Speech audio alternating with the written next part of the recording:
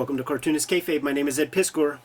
I'm Jim Rugg. And I'm Tom Scholey, author of Jack Kirby, The Epic Life of the King of Comics, and Fantastic Four Grand Design. Today we're taking a look at the Brian Bolland Apex Edition from Titan 2000 AD, collecting a bunch of original artwork from his Judge Dredd work from the 70s and super early 80s. But first, we invite you guys to like, follow, and subscribe to the YouTube channel. Hit the bell icon so that we can notify you when new videos are available.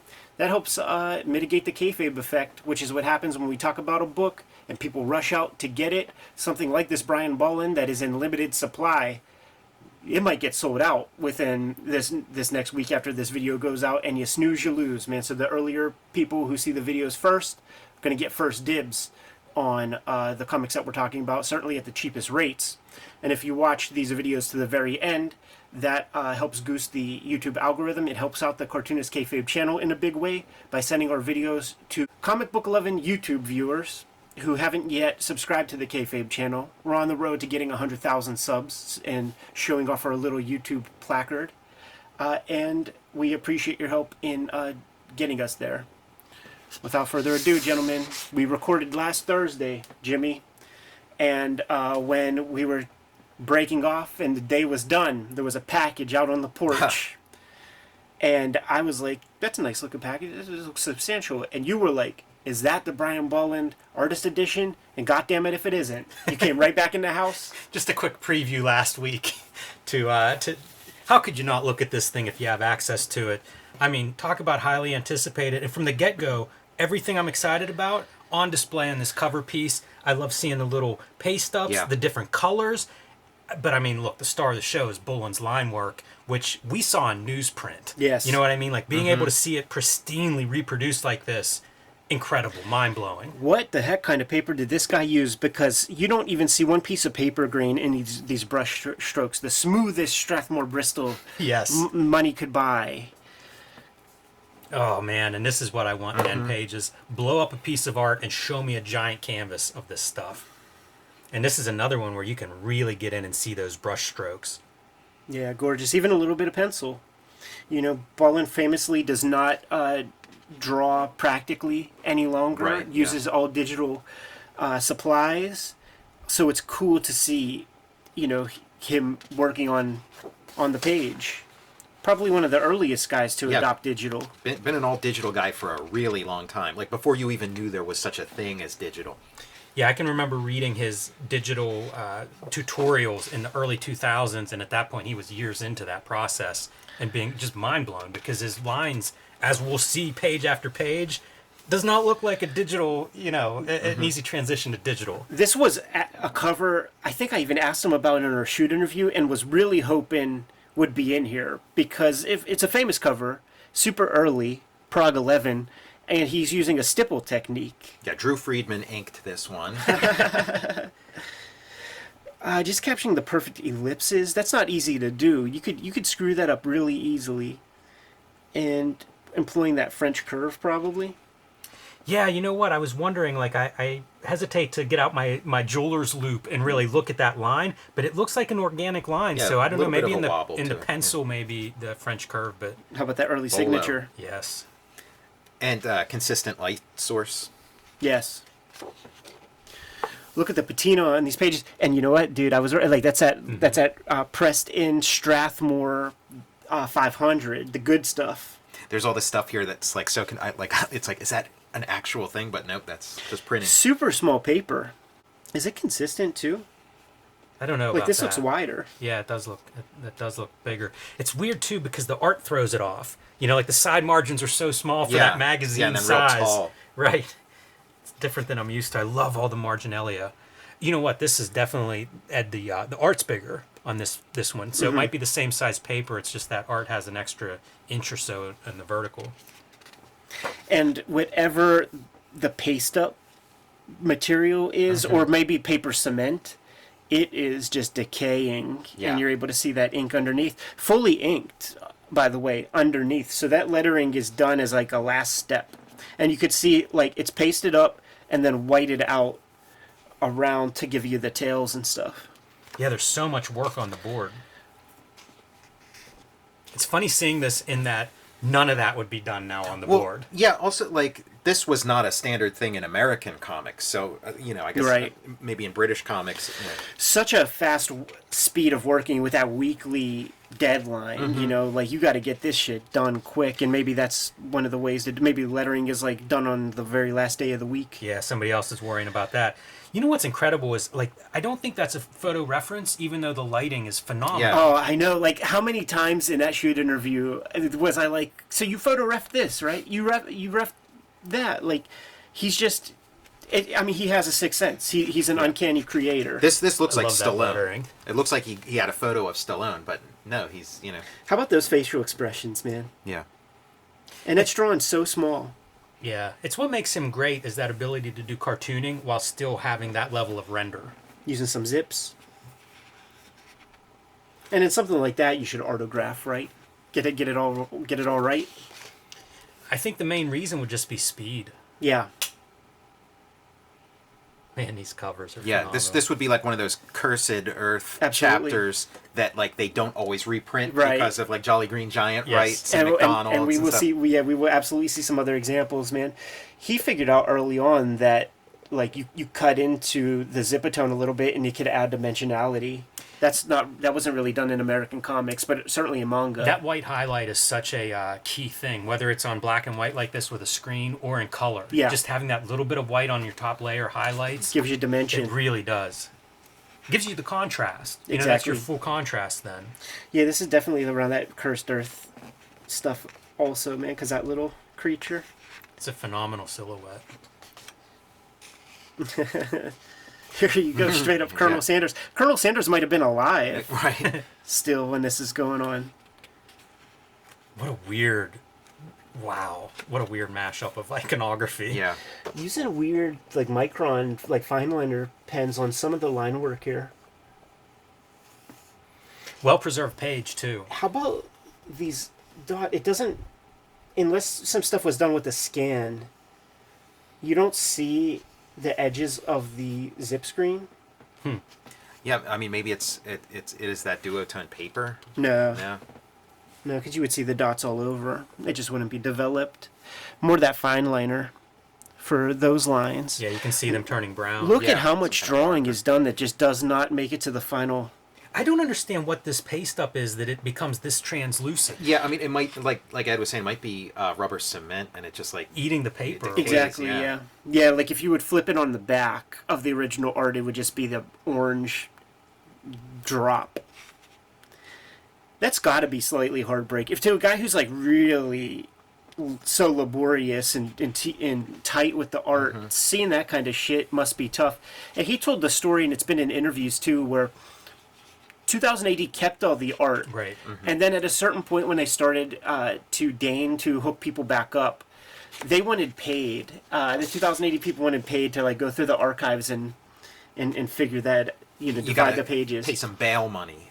You bail your pages out. Damn. That's all- really creepy, weird stuff. Yeah. When you see, like, it's like we know this guy, we know Mr. Peanut, like the Planters Peanut, we know the Jolly Green Giant, but then you see this, is it like either some old thing or is it some British shit? Yeah. I can't imagine another artist drawing this as effectively. Right. You know, like there's a lot of great Judge Dredd artists, but it's so important, I think, to get that stuff, I don't know, accurate to its source. Mm-hmm. I can't imagine someone else putting that kind of effort in. Or getting those results, I should say, more than anything. And, you know, as far as the how he feels about this, I would be curious. If we Yeah. talk to him again, I'd be curious, because in my mind, it's like, this is the beauty of why you get an artist edition, you know, For why you these and I. original pages are so cool, because it's part of the art. Like, it really is like the pop art part of this stuff.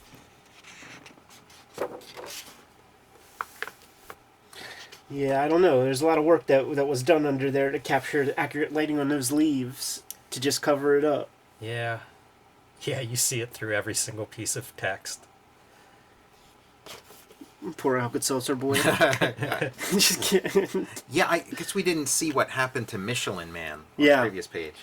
I was gonna say, man, there's like double lighting on Michelin Man's little gimmicks. Yeah, Like, nice. look at that shit, dude. And like, it just feels like such an accurate shadow. Yeah, Yeah, he reminds me of Burns in that, like, when I think of comic art, this is kind of what I think of. Like, if you're going to have the generic comic in a movie, this is it. It's interesting you say that. I always think of Kirby as that.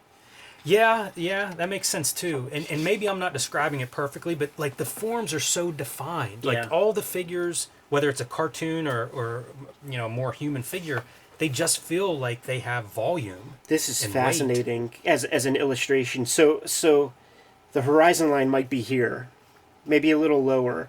So you're seeing all this hatching, and it's kind of abiding by right, yeah, the it's starting shape. to curve a little more. Yeah, and it's curving like accurately. Yeah. You know, the same with this gloves. You could fuck that up so much Oh, yeah. and destroy the volume of your image so easy.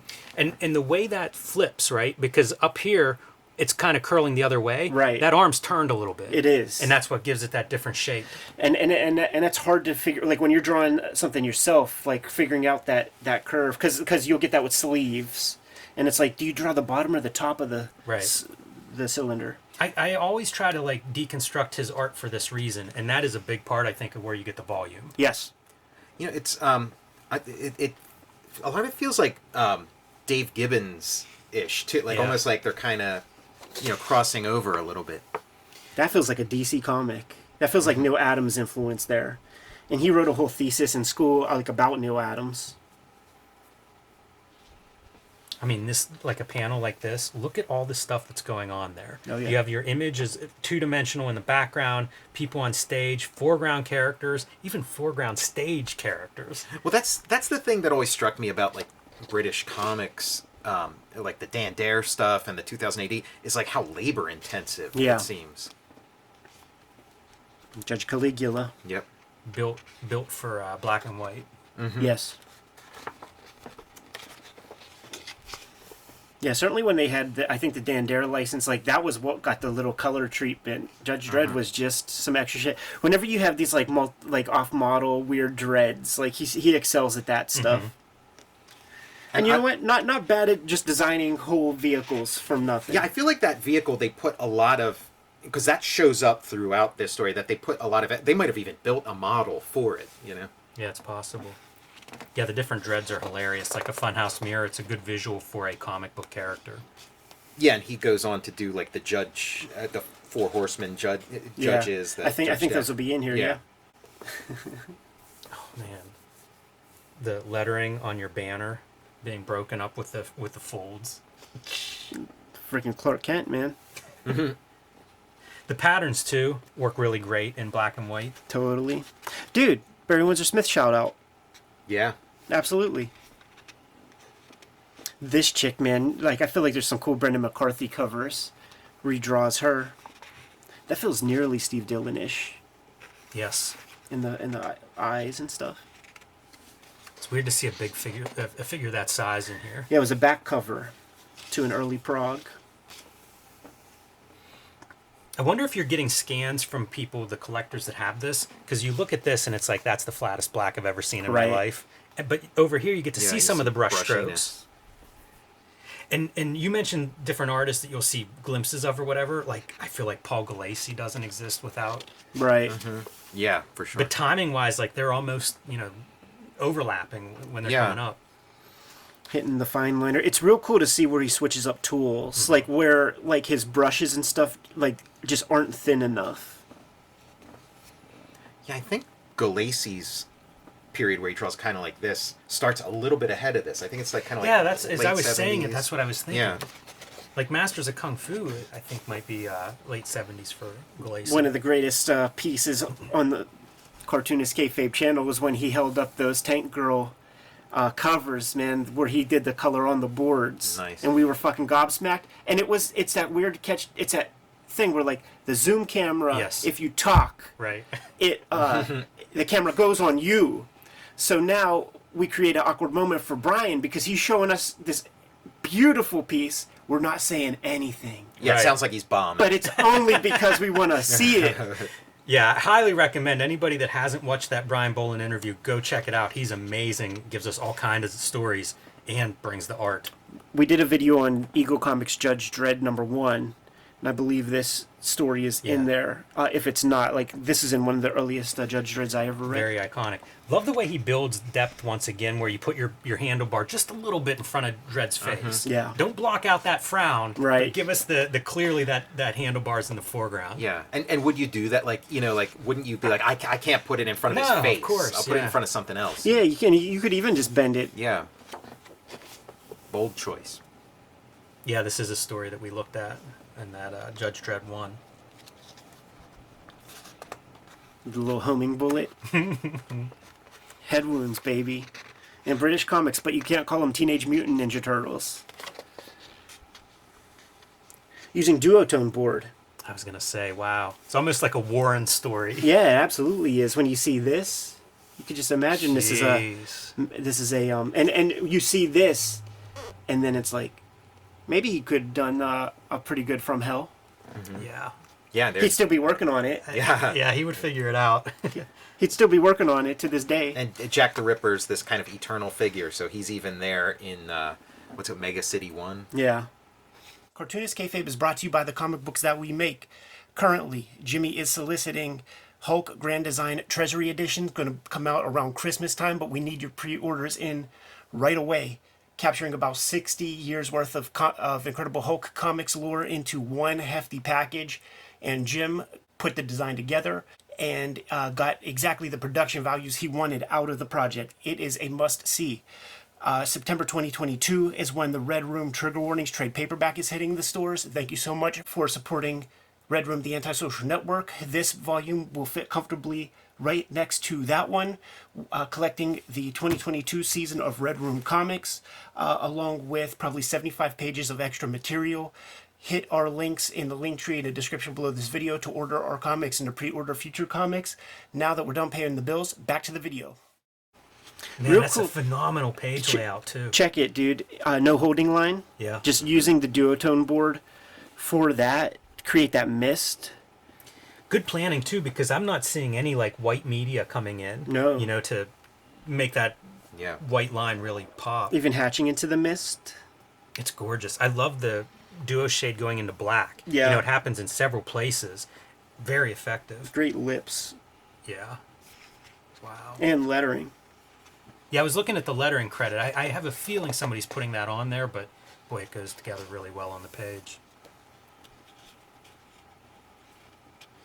Really calling attention to the focal points on each panel. Yeah, with So the like light. really letting our main guys pop. I see bits of Hewlett too. Like everybody must have looked at Bolland. Yeah. If you're of a certain age, I don't know how you would avoid it. Oh, some more of that fade from black line into Okay, duotone. Because I was going to comment that there's like no duotone really used on Judge Dredd for most of it, you see. But Be curious to see this story in print. curious, yeah, absolutely. Man, especially in like the newsprint, you know, can't comic book imagine ones. that. Gentlemen drawing the tire treads and stuff in the second, like the dark duotone. The spotlight is the skinnier one, and then footprints. Look at that, dude. Drawn more in the duotone. There's a good example with no holding lines. Guy Wow. getting lit up by the headlights. Man, he's really putting this. It's like a reverse silhouette. He's putting this tool to the. I mean, he's into technology, so this is the technology he's using here. You know? This is Lon Chaney from the silent yeah, flick, right? yeah, we're getting like a wax museum vibe. We're seeing a lot of like, you know, classic. Some What's Karloff. Karloff? Sidekick. What's the next part? Fuck you! Karloff can eat my shit. This is an interesting choice. Just a little bit of show those towers in the background. That's Dave Gibbons. You know, that's Watchmen, Skyscraper. Love when we Avatar: get The a Last close-up. Airbender. Also love the giant lettering that goes with the big scaled up images. Yeah. Yeah, the lettering corresponds with the increase in scale. Yeah, I like that effect. I see it sometimes in manga, but it's not something that's common in a lot of English comics. When you commit to drawing this tight for any, like, now if you have any laissez-faire on any part of the page, it looks wrong. Yeah. So it's a full commitment. You're setting a high bar for yourself. Well, it's the balance. Like, how do you do like a big piece that has a lot of white in it, and still make it look like it's a part of the story and it's not a deadline rush or whatever? Like, you really got to compose those spaces. And man, I mean, these pages are balanced. They are Yes. so balanced. Ed, when you were talking about focal points on the duo shade page, that's the same thing. Like, every one of these pages and panels feels that way. This is one of those examples where we're so lucky to like be the letterer of our own comics, because you could then you just extend that toe a touch, because you could almost like not even see it's another guy there. This is one piece that we looked at during the little preview last week, Jimmy, It's tripping me out looking at it now. because it's practically drawn. These are Right, ink he didn't lines, stretch a But- Xerox or something. but he might have, and lightbox over Right, top of it. And then the trick is where you like hold this at an angle, Right, then and look it- at and it it and make straightens up. Yeah, I think we talked at one point about projecting, like an Yeah. artograph where Yeah. like you draw it on an angle. Like your table might be at an angle offset to try to create some of these distortions, but Yeah. I don't know how you do it. I kind of don't care. Like, to me, that's Right. magic of drawing. yeah. Well, But as I love seeing it, man. Wow. Well, as technical dudes, we could come up with some ideas. Yeah, you I can love have some this fun stuff trying too. it. Again, the volume, just showing off that volume. Yeah. Some Salvador Dali land or something. Look at that. And then you have to do 7 pages a week. Now, obviously, he would skip some time. His range to be able to do this kind of thing where it is just hyper detailed and there's perspective and all those objects, the range in this as an artist edition is excellent. Really well scaled figures, Yeah. even in the background. Once again, another one of those things where, like, if you accidentally draw one of these a little too big, you fuck up the whole thing. And when you're like DC and you're rating talent and stuff, like how do you not like snatch this guy right up? Looking at this page, you think Steve Rude saw this? Feels Sure, like yeah. it. If he didn't, he's super excited whenever he gets his copy. Yeah. He's going to enjoy that page. I love these kind of like one-off illustrations that come up a couple times. I've admired several of the hands too, where the fingers are coming out towards us. Yeah. Yeah, That's a hard thing to draw. And he's really, like, the way fingers work, how they kind of come into a center piece, like they scroll out. A lot of people don't draw them that way. As he said in our shoot interview, I don't take pictures of hands because I currently have a pair.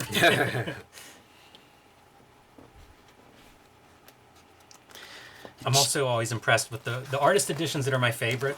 It feels like they're built to be looked at this size. Totally. Like the original art. That's not always the case, but man, this stuff looks magical. This with also size. this also feels like something that maybe like a young Grant Morrison is putting down his 19 pence, because this feels like a future Doom Patrol issue or something. Totally. These pieces of like figure, so strange. Perfect for comics. Well, I mean, yeah, you talk about art for art's sake, and so much of the line work probably did just get obliterated by the printing process, but then, could you envision that, like, decades later, this would exist? And it was all worth it. He said he didn't choose any of the pages. Probably hasn't seen these pages Right. since the 70s. Here we go. Judge Death. Star of the show. There's some stuff going on there that you don't see all the time. There's a screen tone, but also It's drawing not. It's, or rubbings on it's top not. of it. Yeah, it's not a screen tone. It is. There is this ruler thing that you can put on ink and like go like this.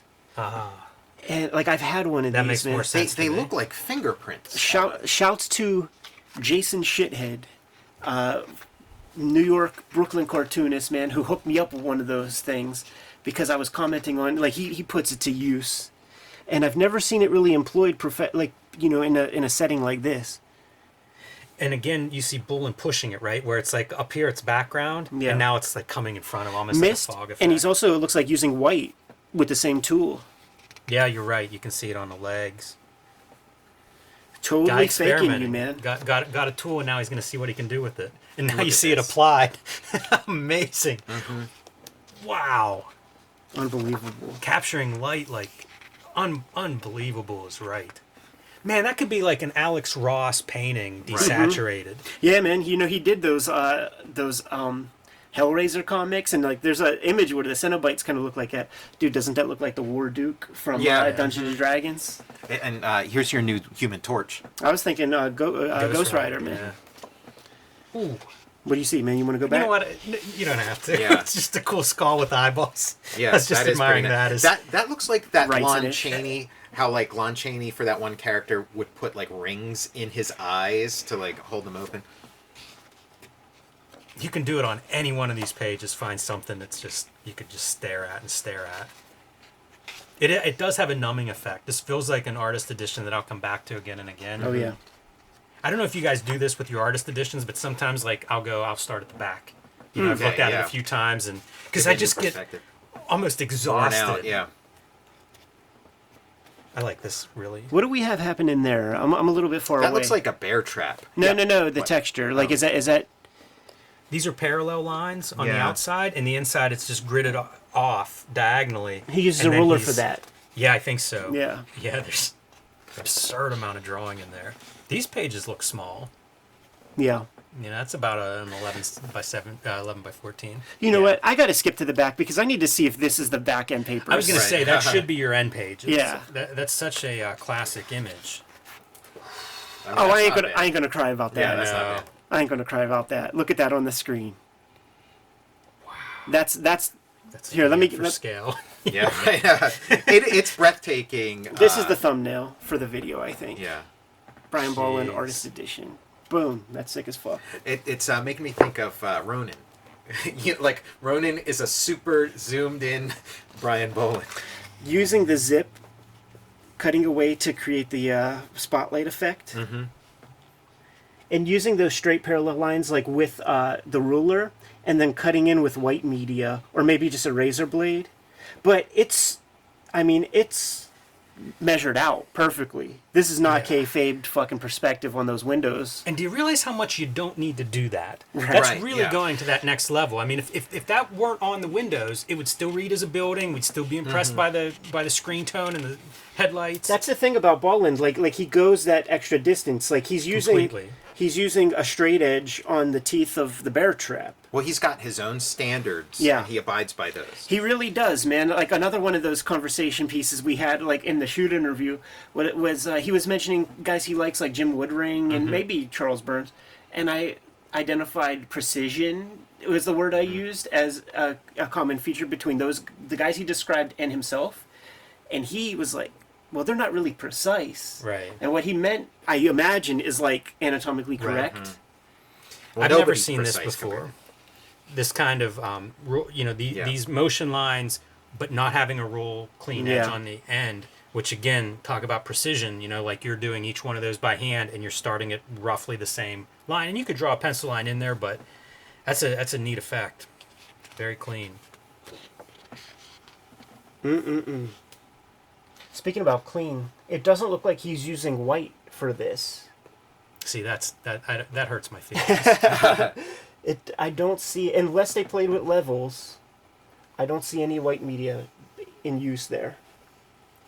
Dude, the perspective Yes. on this boneyard, astounding. Even the figures, they're an inch tall, and I can see all kind of details on them. Absolutely.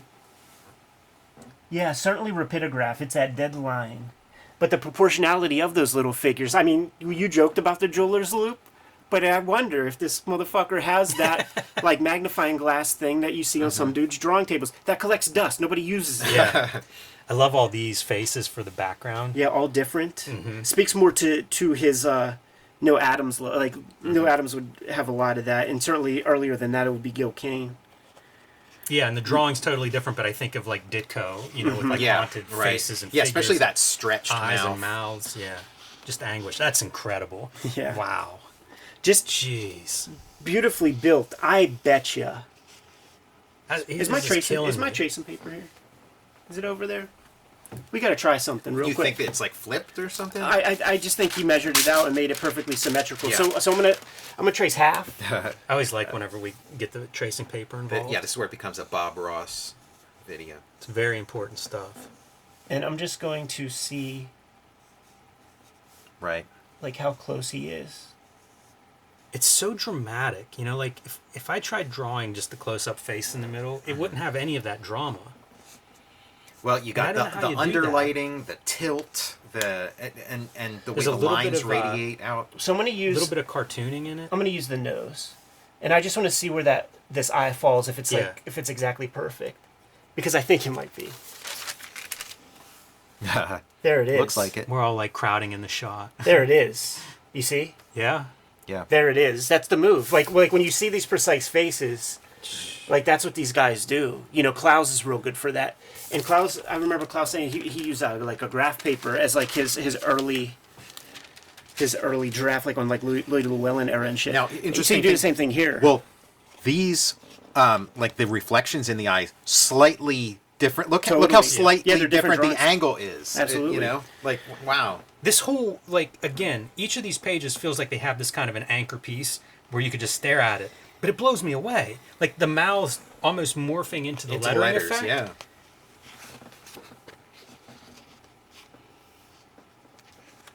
This is such an overdue artist edition. Like, what a treasure. I mean, it's an artist edition that you just don't think this stuff is possible. Like, you figure these pages were used as ballast or whatever the fuck, disappeared long ago. Like, in your dream ideas of artist editions, like, yeah, it would be nice, right? But there's no way they could ever do a Brian Bolland artist edition.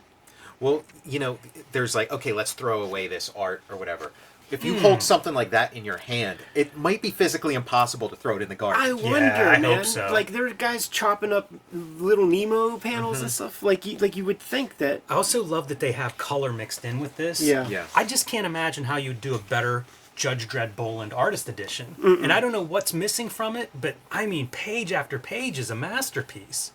Look at this water. Yeah, I was- water. yeah, from the rain. and water. It's just so hard to beautiful. draw. And he does that thing where, like, usually, like, we make jokes about, like, oh, dude, just all the rain's going one direction, blah, blah, blah.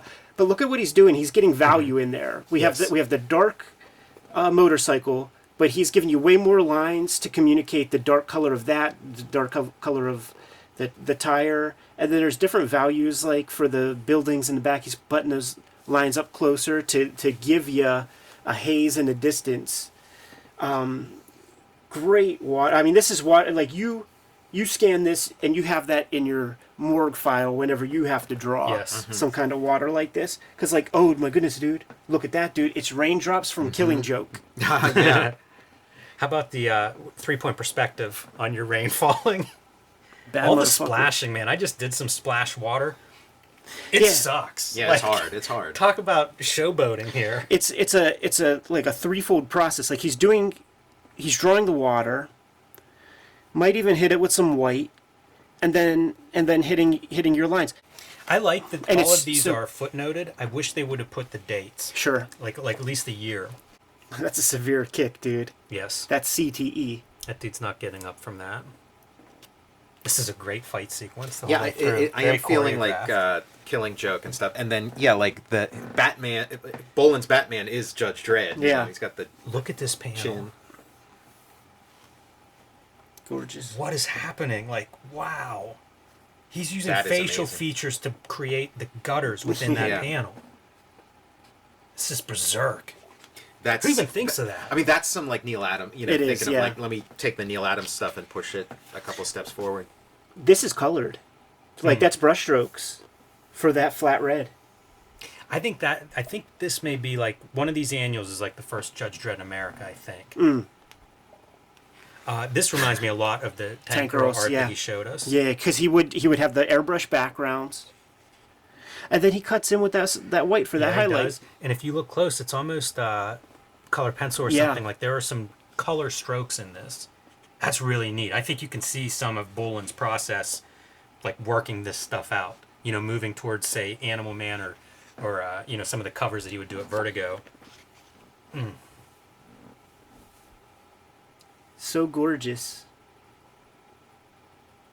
Yeah, that Kinda- mashup between like your backgrounds and that modeled foreground. Kind of hatching with the color. Mm-hmm. That's the stuff that like your watercolor teacher will tell you not to do. Yeah. You're not drawing. Yeah, the And raw then textures. and then you show them this and say fuck you. Oh, comic books. Look at the white lines in the suit.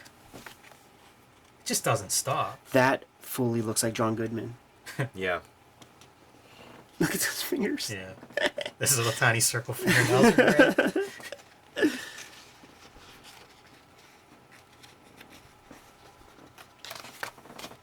Coming to America. Blew out the lock on the door, bro. Great stuff. The Residents.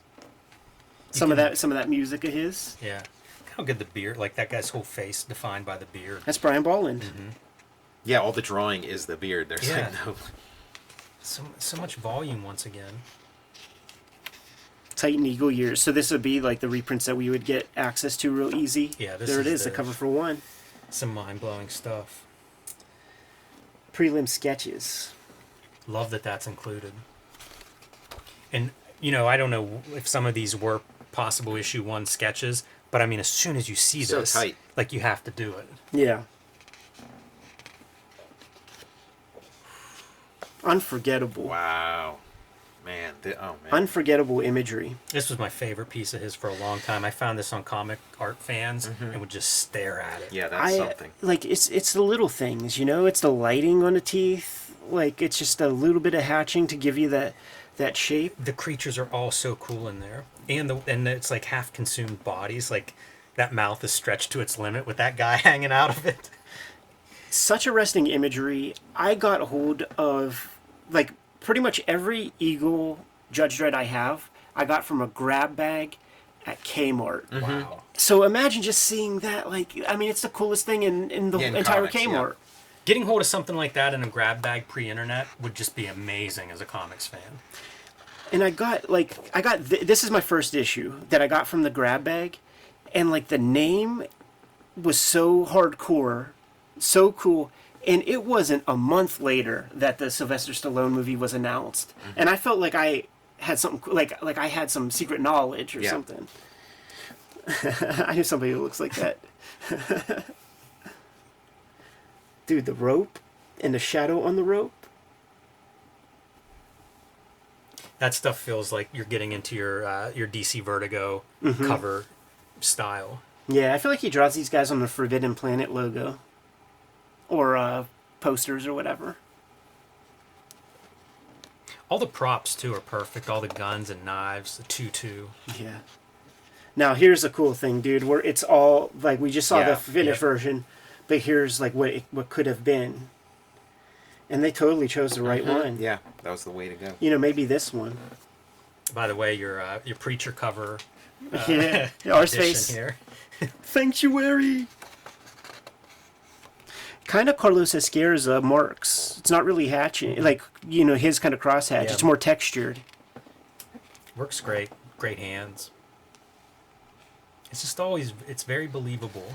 Yeah, stuff I even pay attention to is like the dark under part of that eyelid. Yeah. It makes it feel like a thick piece of skin. That's a great cover too. I've I don't never think seen I've this ever one. seen it. Yeah, No. I've never seen that at all. That's really good looking. I feel like Dave Gibbons touched this. I don't know. Yeah, there's a Gibbons vibe to it. Look at the splash. All these little Drawn. splashes. Yeah. You know, like the only other guy that does stuff like this without cheating, meaning using white media, is Michael Golden. But so it's super realistic, cartoony, and it's both on the same image. And by the way, drawing buildings in the rain and the negative space of the rain in the background. So this is for the Eagle stuff. So this is done like maybe some years after drawing that initial strip, and seeing that original strip, it's like, ooh, that looks like a whole lot of work. And I wonder if he comes to this, is like, fuck, I got to do Yeah. this again. Definitely didn't cheapen out. And look at like using black for the focal imagery. So just like cutting all these people in with hatching, but like these main characters get the black. Whoa. This is fascinating to me. Like, I guess I just never paid attention to the Bolland part. Yeah. But, because, like, the interior artwork is Carlos Esquierza. And it looks like he's conscious of that. Right, when he's given it a little bit of that. Yeah. And, there's a Mobius touch to it. But this... Yeah, you wonder if there's stuff that crosses his path, if he's seeing somebody, a Mobius piece of this or that plants the idea for a composition like that.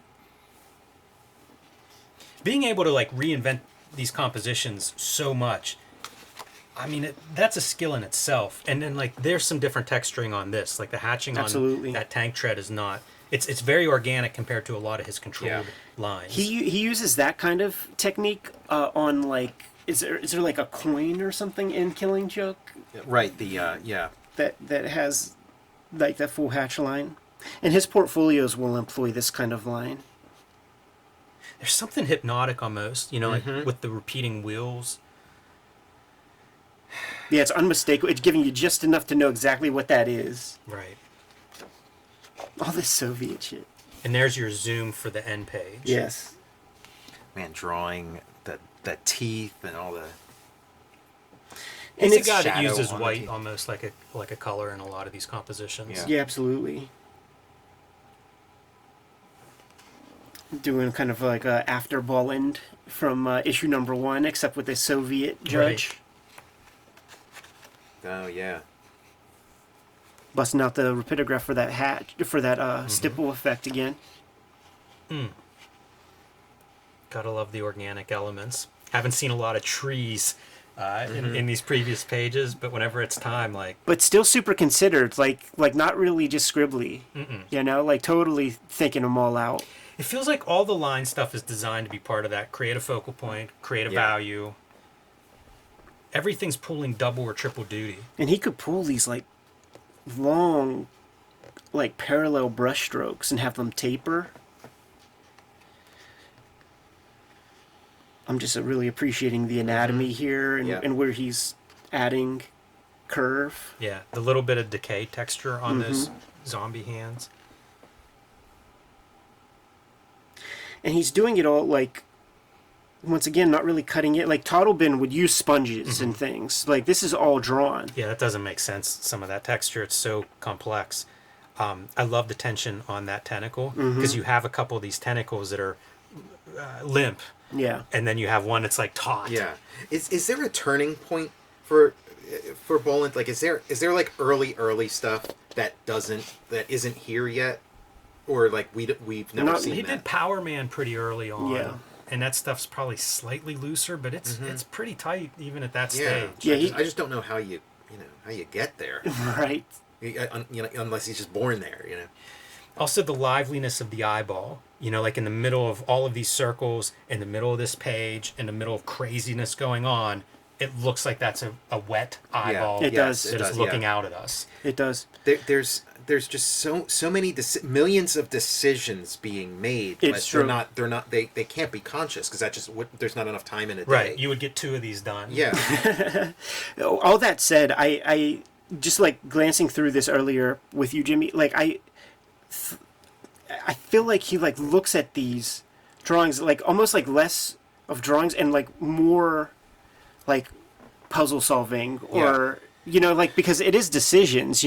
He's thinking about the planes of the nose when he's doing all the things you're supposed to do as like a proper illustrator. We so rarely see it in comics. Right. Look at how alive that white line is. Yeah. It's so organic compared to a lot of the precision, the almost mathematical equation problem solving, Ed, that you described. Yeah. That's the conundrum for me of Bolland, is like this sort of tightness and problem solving. I usually find that to be like, there's no way to keep that lively. Yeah. If you're going to be that precise, I'm probably out. Yeah. But he has life in it. That's the part that defies this style. He's one of the only guys that can do it. Yes. Like let's say, this looks like him, like his portrait. Let's say he traced a photo, but he figured out a way to keep that life in there, and probably to add it. And I bet you it is like having lines like this. Those are great eyes. Speaking of fun eyes. Here's his DC Comics portfolio piece. Yeah. show that to Julie Schwartz and Mort Weisinger, why don't you? And for smashing biplanes, 40 years. And again, to go from the guy with the mushrooms and a close-up portrait of a head to now we're going to get 20 unique-looking heads on here. It's quite a range. Wow. Yeah. I've never seen this. Me either. It's another one that looks like those spiders are really moving around on him. It does. It takes a second. Yep. Like when I flip the page, I'm like, oh my goodness. Yeah, what? That's Basil Wolverton. This is like you could design this character when you're 5. Yeah. You know, That's amazing. And then he holds an axe with his tentacle head, and he doesn't have legs, and he walks around on his hands. But then you have like a master like Bolland do it.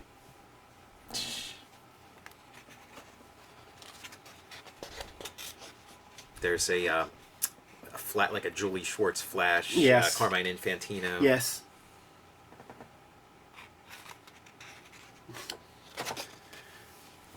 Okay, so here's your quote-unquote early period, Yeah. and you Yeah, still it's- can't do it. Yeah, exactly. It's like he's pretty much there. Yeah, some great layouts.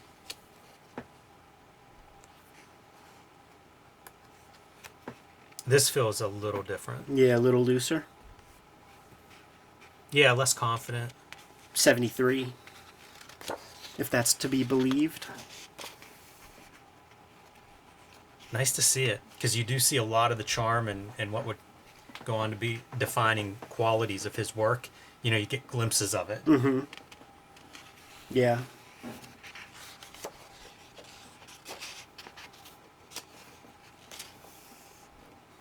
It's how it is. You know, there's no shortcut to this stuff.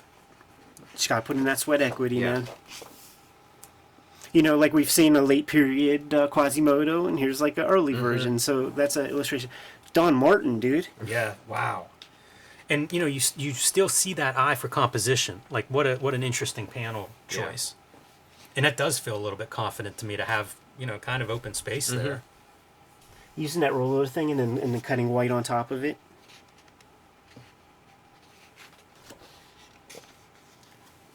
More of the Don Martin cameo. Peculiar. Ooh, super thin lines. I feel like this is something that, like you do it, you see how it looks in print, and you make Yeah. adjustments Right. accordingly. Because I can't imagine this prints very well. Right. Because, I mean, even at its original size, it's almost Yeah, it's indistinguishable. fading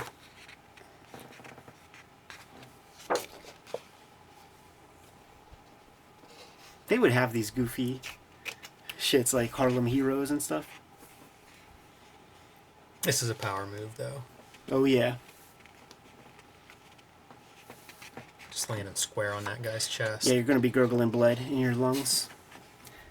So this is a crowd. How effective, huh? Yeah, just white dashes, huh? Little dots, yeah, with like a... Whatever you... I was going to say a gel pen, but I don't know that gel pens existed. I don't... Yeah, I guess I do see a paste up with the lettering.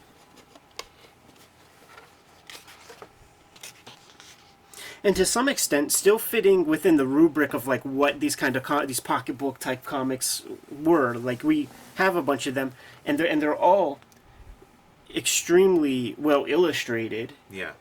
But there's a house style to it, and to an extent, it looks like he's conforming with that sort of house style. You could see the Bolland in there.